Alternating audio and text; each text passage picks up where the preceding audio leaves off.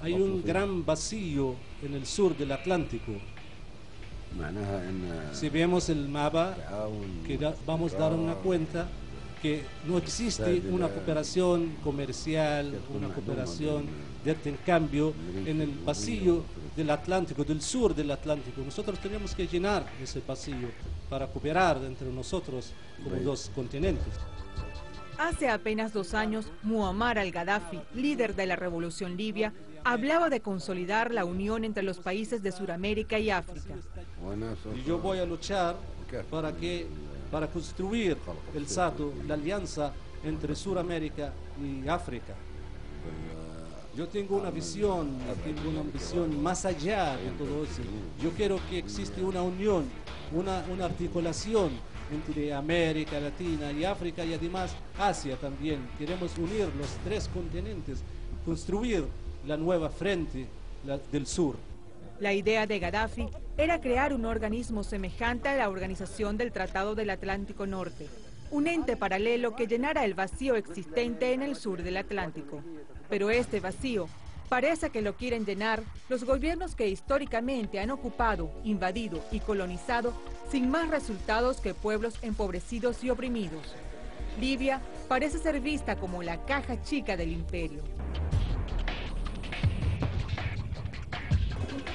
Recordemos que desde diciembre de 2010 se iniciaron revueltas en el mundo árabe, comenzando estas en Túnez, en protesta por la crisis económica y la falta de libertades.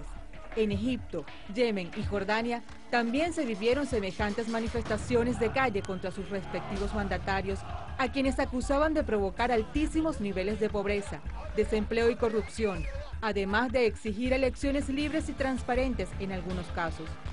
Pero en Libia, el origen de las protestas era distinto. En este país, ubicado al norte del continente africano, en las costas del Mediterráneo, el ingreso per cápita supera los $12.000, mientras que el Producto Interno Bruto está por encima de los $60.000 millones. La población de Libia solo es de 6,5 millones de habitantes. La tasa de alfabetización es de 89%, lo que significa que más de 5 millones de personas saben leer y escribir, mientras que el índice de desarrollo humano es de 0,75, lo que ubica a Libia como un país con desarrollo humano alto, según la Organización de Naciones Unidas. Pero además, este país norafricano cuenta con grandes recursos naturales. Libia produce más de 1.400.000 barriles diarios de petróleo. El 80% de su producción la exporta a Europa, en específico a países como Alemania, España y Francia. La producción de crudo se encuentra por debajo de los otros miembros OPEP como Argelia y Qatar, y sus reservas probadas alcanzan los 46.000 millones de barriles. La nación árabe también posee grandes cantidades de oro en su territorio. El Banco Mundial estima en 143 toneladas las reservas de este mineral, equivalentes a más de $6.000 millones, y que representa el 5% de las reservas totales del país. El 90% del territorio libio está cubierto por el desierto de Sahara, por lo que el gobierno de Gaddafi construyó una gran red de tuberías para llevar agua desde pozos subterráneos naturales e impulsar la agricultura. Ante este escenario, crece la duda sobre las razones que llevaron a los rebeldes a radicalizar sus protestas al noreste de Libia, zona donde precisamente se encuentra la mayor producción de petróleo. Dudas que ya comienzan a ser despejadas. Un mes después de haberse iniciado la revuelta, en horas de la noche del 19 de marzo, tropas de Estados Unidos, Francia y Reino Unido bombardearon Trípoli, capital de Libia, operación que llamaron Odisea al amanecer. El Pentágono había confirmado el lanzamiento de unos 100 misiles desde buques de guerra y submarinos contra objetivos militares del gobierno de Gaddafi. ¿Cómo es posible lanzar 18 misiles contra un barrio residencial? Somos civiles, no somos militares. Estábamos en la casa y salimos de pronto. ¿Por qué hacen esto? ¿Por qué? ¿Por qué lo hacen? No tenemos miedo, pero esto es para proteger a civiles. Lo único que quieren de Libia son sus recursos. De África el oro, el diamante y el petróleo. El ataque contra la zona pro-Gaddafi fue controlado posteriormente por la Organización del Tratado del Atlántico Norte, a petición de la mayoría de los miembros de la coalición. Esto es un hogar de una familia tranquila. Estos ataques son un pecado, un delito flagrante. Esto es una granja tranquila, llena de mujeres, niños, ancianos, todos de paz, sin presencia militar alguna, ni de hombres armados. Esa es la democracia de Francia, Europa, Inglaterra. Miren esto, es de un niño de 1 año, asesinado en este ataque. ¿Esta es la protección de civiles? No tienen argumentos para decir que protegen civiles. Esto es un asesinato intencionado y deliberado. Tomen esto como muestra de civismo de Obama, Sarkozy y Cameron. Gente civilizada capaz de matar a un niño de 1 año. Pero antes de esta operación, el Consejo de Seguridad de Naciones Unidas había votado en forma unánime imponer sanciones al líder libio, a sus 5 hijos adultos y a sus principales colaboradores. La Unión Europea, Estados Unidos e Italia anunciaron que también aplicarían similares penas. La congelación de los bienes, la prohibición de venta de armas y la salida del país de Gaddafi eran algunas de las medidas que incluían las sanciones. A juicio del órgano internacional, las acciones estaban dirigidas a deplorar la grotesca y sistemática violación de los derechos humanos, incluida la represión contra manifestantes pacíficos. ¿Por qué lanzan bombas frente a nuestras casas? El ataque de la OTAN, de Francia y otras potencias es terrorismo. Nos atacan todo el día, en la mañana y en la noche. Los niños y las mujeres están asustados. ¿Dónde está el Consejo de Seguridad? Que se conozca la verdad. Escuché, ese es el sonido de la aviación. ¿Por qué? Porque aquí están los enfermos. La gente está asustada, la gente no trabaja. Atacan cerca de este hospital. No entiendo, no es justo. Parece que el significado de la palabra deplorar no estaba del todo claro. Solo durante la primera noche del ataque imperial murieron unas 90 personas inocentes. Estamos retenidos por los rebeldes. Nos agredieron, nos maltrataron. No respetaron a los ancianos. No han dejado nada que sirva. Lo han destruido todo en Misrata. Mientras los países de la OTAN continuaban su operación contra las fuerzas leales a Gaddafi, con millonarios gastos bélicos, sus respectivas economías se venían a pique. Crisis, recortes de gastos sociales, desempleo y el descontento casi incontrolable de la población han ocupado los titulares de la prensa los últimos meses de este año. ¿Cuál es el ítem de más gasto dentro de los Estados Unidos? Sin duda que es el tema de la guerra. Y ese tema, ese debate central de qué tipo de gastos está ejerciendo Estados Unidos, cuál es la influencia del tremendo gasto de armamento. Un misil cuesta $1 millón. Imaginémonos cuántos misiles se han lanzado en Libia. Por ejemplo, ¿cuántos millones de dólares implica eso? El Pentágono reconoció que ha gastado $900 millones en bombardeos desde el inicio de los ataques de la OTAN a Libia. Los bombardeos le cuestan $6,5 millones diarios a los contribuyentes estadounidenses, en un momento de grave crisis económica. Los países europeos aliados en este ataque contra Libia, como Francia y Reino Unido, debieron hacer fuertes ajustes en sus presupuestos, como recortes de gastos sociales, aumento de la edad de jubilación y creación de nuevos impuestos. Pero sobre los gastos militares para la intervención en Libia u otros países, no se ha dicho nada. El objetivo primario de la OTAN, que hoy están quebrados sus bancos, principalmente los de Francia, Gran Bretaña y Estados Unidos, era triple, y yo creo que sí lo consiguieron. El primero era crear un banco central paralelo. Se han llevado los depósitos de Gaddafi, que a mi juicio cometió el error de haber privatizado su banca, y el peor error fue haber colocado sus depósitos en la banca israelí anglosajona y obviamente pues ahí le quitaron sus recursos financieros. El segundo error es haber depositado también su oro en esas arcas. Los recursos del líder libio no son nada desestimables para estos países en quiebra. Aunque no hay cifras oficiales, medios internacionales precisan que los activos del gobierno libio superan los $30.000 millones, de los cuales $20.000 millones reposan en bancos del Reino Unido. Sin embargo, otros medios cifran el monto en $158.000 millones, una cifra que duplica el monto congelado por países como Francia, Estados Unidos y Sudáfrica. Con Gaddafi al frente de Libia, muchos de estos países que hoy le llaman sátrapa y dictador se veían beneficiados de sus riquezas. Tras 6 meses de revueltas y 5 de bombardeos de la OTAN, Libia está prácticamente en ruinas. Algunas de sus refinerías están inoperativas por los ataques y muchos edificios públicos fueron destruidos. Los hospitales no se dan abasto para atender a los heridos y el olor de la muerte inunda las calles. ¿Por qué la OTAN ataca un lugar como este? Todos saben que es un lugar civil, es una guerra contra los libios, no para proteger a los libios. La oposición agrupada bajo el Consejo Nacional de Transición llegaría posteriormente a Trípoli. Gaddafi solo se había podido comunicar a través de una emisora de radio y llamaba a sus aliados a resistir. A lo largo del conflicto ha repetido que no se irá del país. El CNT asumió el gobierno y ha sido reconocido por unos 40 países. Algunos países hispanohablantes de América también aceptaron al CNT como nuevo gobierno de Libia, entre ellos Colombia y Costa Rica, mientras que Venezuela, Ecuador y Nicaragua rechazaron la violenta intervención extranjera y el establecimiento de un gobierno arbitrario sin el consenso del pueblo libio. El tema de Libia es muy lamentable. Creo que han destrozado un país y siguen destrozándolo. El drama de Libia no termina, ni aún con la caída del gobierno de Gaddafi. Comienza nada más. Están demoliendo un país delante del mundo, picándolo en pedazos.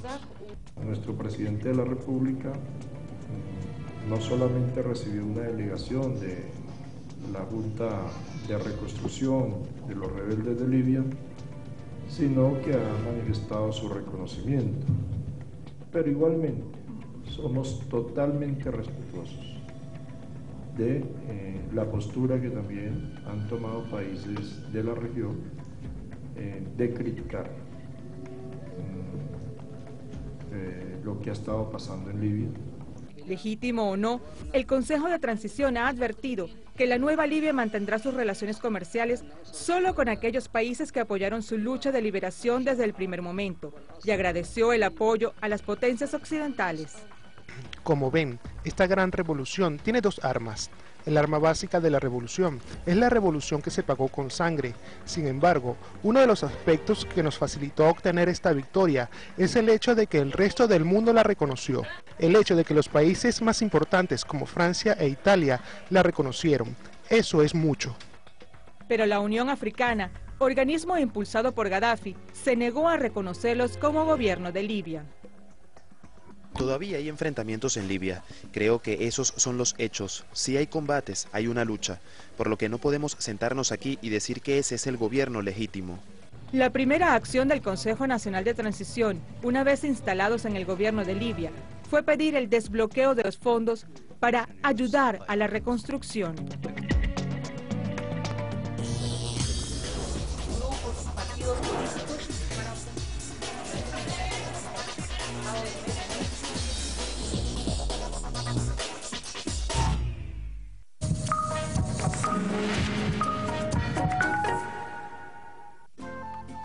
Porque tenemos la misma historia, las mismas pieles y afectos, porque nos unen los mismos caminos, porque compartimos las mismas metas, por nuestros sueños, por todos nosotros.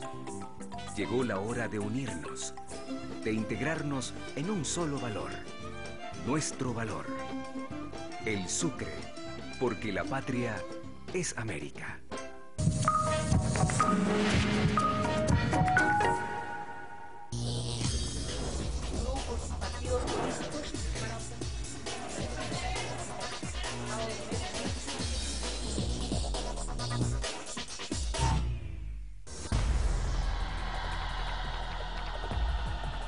A los 27 años de edad, Muammar al-Gaddafi había tomado parte de la revolución que derrocaba al régimen monárquico del rey Idris en 1969 y se puso al frente de la junta militar. Con su llamada Revolución Verde, Gaddafi había nacionalizado la empresa privada, incluyendo la tierra, la industria petrolera y los bancos. Solo se permitían los pequeños negocios familiares. Además, instauró lo que llamó el gobierno de los pueblos. Lo más importante y lo más destacado lo que ha hecho la revolución internacional del Gran Fatah en la imagería es que ha ofrecido un nuevo estilo de la democracia participativa. La democracia participativa es la primera vez que existía después de muchos años de lucha. Eso para mí es el gran logro, el gran objetivo que ha hecho la Revolución Internacional. El pueblo es el gobernador, él mismo gobierna. El libro verde recoge su filosofía. El color simboliza una ideología que está por encima del rojo del comunismo y del azul que representa al capitalismo. Los ciudadanos de Libia gozaban de educación gratuita, vivienda gratuita, salud gratuita. Además, cuando se casaban, recibían un bono de matrimonio. También recibían educación gratuita en el exterior, si las calificaciones así lo ameritaban. Libia gozaba de todos estos beneficios. Los ciudadanos libios tenían un buen nivel de vida. Espero que esto no cambie, pero temo que sí cambiará, y estas ventajas dejarán de existir. Como vemos, la población libia no acusaba problemas económicos. Las potencias mundiales tampoco encontraron armas químicas o de destrucción masiva para justificar una intervención como jueces autoproclamados en materia de derechos humanos y seguridad. Sin embargo, lo hicieron. Atacaron a una población civil bajo el pretexto de que el gobierno de Gaddafi violaba los derechos humanos. La Corte Penal Internacional acusaba a Gaddafi de matar a su propia gente.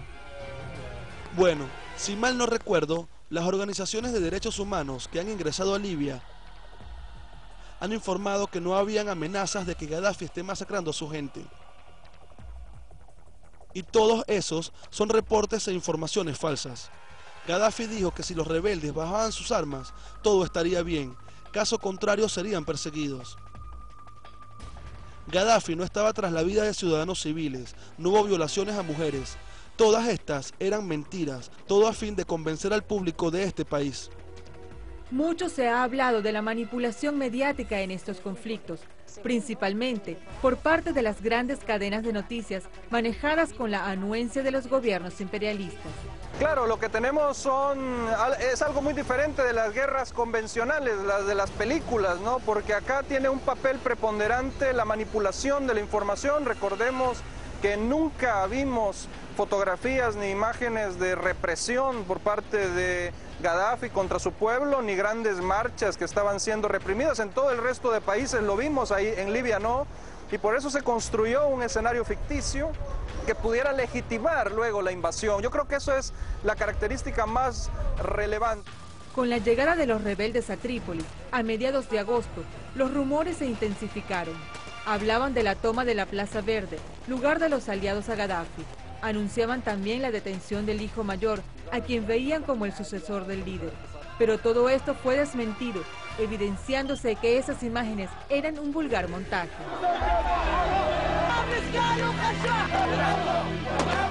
La desinformación de los medios de las grandes cadenas para el beneficio de sus arcas ya ha sido denunciada en varias oportunidades por Alfredo Jalife, especialista en relaciones internacionales, geopolítica y globalización.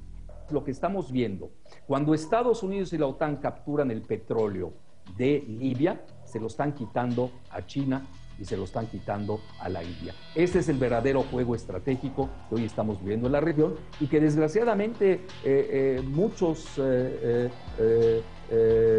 países y muchos ciudadanos no se están dando cuenta de ellos porque están intoxicados por la desinformación de la globalización. El estilo de Murdoch, que ya lo vimos, se prestó durante muchos años a la criminalización de la información para precisamente intoxicar, porque mantiene el oligopolio global en el planeta, precisamente para intoxicar a las mentes cándidas del planeta. Bueno, creo que los medios de comunicación, cuando se trata de la cobertura de las políticas internacionales de Estados Unidos, esta no es más que una extensión de lo que es el Departamento de Estado. Es lo mismo ver uno de estos canales estadounidenses y recibir un comunicado de la Casa Blanca o del Departamento de Estado. Lo que vamos a escuchar será lo mismo que vamos a escuchar en CNN. Durante los primeros días de manifestaciones, algunas cadenas internacionales hablaban de masacres y hechos de extrema violencia, lo que fue desmentido por el hijo del líder libio, quien invitó a periodistas a verificar los hechos. Periodistas extranjeros, libios y diplomáticos, adelante, entren, crucen y pasen. ¿Dónde están los bombardeos? ¿Dónde está el asesinato de centenares o miles? Esta misma solicitud hicieron ciudadanos de ese país, quienes pedían a los medios internacionales informar sobre la verdad. La gente sigue la vida cotidiana normalmente. Todo el mundo viene a comprar. Los que tienen dinero compran. Los que no tienen podemos ayudar. Nada ha cambiado aquí en Garián, salvo sentir el estruendo de las bombas de la OTAN. Todo está bien. Mire el mercado. El pueblo está feliz. No hay problemas aquí. Por favor, diga al mundo cómo se vive hoy en Garián. Pero aquella realidad fue violentada, ocultada y transformada. A través de voceros gubernamentales y medios de comunicación, se repetía lo sanguinario que era Gaddafi. Sin embargo, el líder libio ha estado al frente del país por más de 40 años, compartiendo negocios y escenarios con muchos de los que hoy lo adversan con mayor o menor ahínco. Le llaman tirano y excéntrico y le reclaman haber implantado un esquema represivo que vigila el comportamiento cívico y social que se extendió a los ámbitos político y sindical. En Libia se prohibió el derecho a la huelga, se impuso una férrea censura informativa y se codificó la pena de muerte para los delitos tipificados como contrarrevolucionarios. Sin embargo, la actuación de quienes atacaron bajo la excusa de creerse salvadores del pueblo no se acerca precisamente a una intervención humanitaria. Yo creo que si alguien no respeta los derechos humanos, desgraciadamente son los Estados Unidos y Gran Bretaña. Lo vimos en Abu Ghraib, en Irak. Lo que Estados Unidos hizo en Abu Ghraib, la cárcel en Bagdad, eso no lo ha hecho ninguna barbarie en la historia de la humanidad. Estados Unidos siempre ha mantenido una política de intervenciones bajo la excusa de proteger al mundo de dictaduras, del comunismo, de genocidas. El Responsibility to Protect o R2P que Jalife tilde de cuento tejano. Pero casualmente se dan estas cruzadas en países que de algún modo son de su interés, bien por posiciones estratégicas o por los recursos naturales. Todo este tema de una guerra humanitaria no es más que una contradicción de términos. Denme ejemplos de otras guerras humanitarias. La guerra de Irak. Esa guerra supuestamente tenía que mejorar la vida de las mujeres, tenía que deshacerse de un dictador y además deshacerse de armas de destrucción masiva. Pero ya ha salido a la luz que todas estas eran mentiras. Más de 1 millón de gente murió y esa fue una guerra humanitaria. Es una contradicción en términos y no creo que exista tal cosa. Se presume que los miembros del CNT fueron entrenados en Occidente antes de las revueltas y que estas eran una expresión popular fabricada por las potencias. Si Libia no tuviese petróleo, Estados Unidos no se inmutaría en absoluto de su devenir. Le interesa a Libia porque tiene petróleo. A principios de año, los libios tenían calidad de vida, como dijimos. Era uno de los países mejor posicionados económicamente. Sin embargo, en este mismo continente, otros ciudadanos ni sueñan con tener el mismo nivel de vida. En el Cuerno de África, por ejemplo, la hambruna ha dejado cientos de muertos en países empobrecidos. La crisis humanitaria es de magnitudes alarmantes y, sin embargo, ni los medios de comunicación de las grandes cadenas ni las potencias occidentales parecen inmutarse y han preferido gastar sus recursos en la destrucción de Libia. Dados los hechos, el objetivo no es humanitario. Entonces, en resumen, podemos decir que la OTAN sale triunfante, llevándose los recursos del petróleo, del agua, las finanzas, los depósitos bancarios y los lingotes de oro de Gaddafi. Ahora, vamos a ver si se los dan y en qué forma de control los van a tener a estos pobres instrumentos, lo digo con tristeza, que al final de cuentas se van a dar, se van a cerciorar que no sirvieron los propósitos que ellos buscaban y que nada más están sirviendo de cañón, carne de cañón, para propósitos ajenos a la libertad y a la independencia. En medio de esta historia, las potencias no solo juegan a quitar y poner aliados, a intervenir donde y cuando les conviene. El ansia de poder llega hasta a ignorar decisiones de organismos que deberían detener estas carnicerías. Porque hemos visto cómo todos los mecanismos del derecho internacional son una burla, como el secretario general de las Naciones Unidas es un mero peón del poder de la OTAN y de Estados Unidos, y es una desgracia, pero los que más sufrirán sin duda serán los libios, el pueblo libio y sobre todo los más débiles. No solamente las potencias tienen puestas sus garras en este país. Quienes hasta hace poco formaban parte del gobierno liderado por Gaddafi, en especial embajadores y ministros financieros, comienzan a alejarse del coronel y a sonreírle a la fresca oportunidad. Parece que nadie quiere quedarse por fuera de la repartición del colosal botín. Bueno, el mundo árabe tiene el 60% de las reservas de petróleo, sobre todo en la región del Golfo Pérsico. Es un lugar muy estratégico porque conecta África con Europa y Asia. Pero básicamente, y además está la confrontación entre el G7 y los BRICS, Brasil, Rusia, India, China y Sudáfrica, que sobre todo India y China pues requieren de petróleo. Y hoy la gran lucha, por encima de lo que estamos viendo desde el punto de vista geoestratégico, es la lucha entre el G7 y los BRICS, sobre todo entre Estados Unidos y China, por el control de los recursos petroleros del mundo. Precisamente el gran problema ahora es cuando despierte la oposición en la era post-Gaddafi y se den cuenta de que sus recursos petroleros, pero no olvidemos también los acuíferos, sus depósitos de oro, su dinero, vamos a ver si se los van a devolver.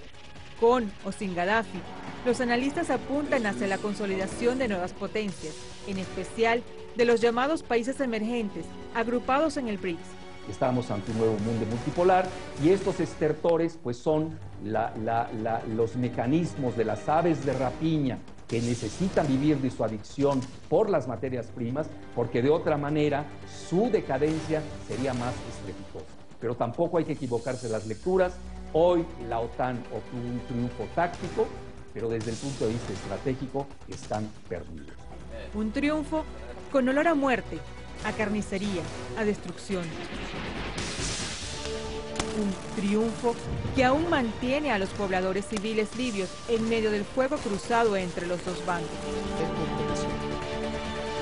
Una misión nada humanitaria que mantiene los hospitales abarrotados de heridos y cadáveres, pero carentes de insumos y atención. Poblaciones sin servicios públicos básicos, sin alimentos, donde reinan el caos y la barbarie, ponen en entredicho la llamada responsabilidad por proteger. Cuando triunfó la revolución en Libia en 1969, fueron evocadas todas las bases y todas las fuerzas extranjeras de nuestro territorio libio. Yo no entiendo, no acabo de entender por qué se le permiten a nuestra hermana Colombia que van a instalar las bases militares extranjeras.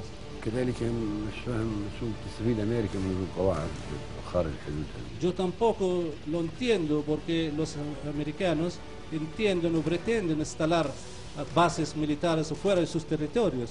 ¿Cuál es el objetivo? Yo no acabo de entender. Parece que las respuestas le llegan de forma inesperada, tan sorpresivo como el ser traicionado por quienes lo acompañaron y adularon durante años, tan repentino como ver desvanecerse ante sus ojos la Revolución Verde y a Libia, devorada por los buitres de Occidente ante sus grandes aliados comerciales.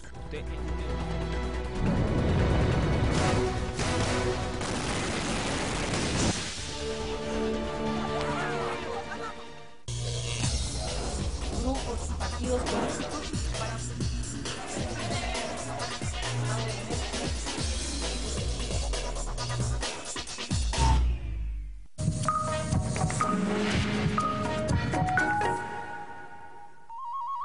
Géneros propios. Influencias foráneas. Actualmente en Perú se revalorizan la música y las danzas típicas de esta tierra.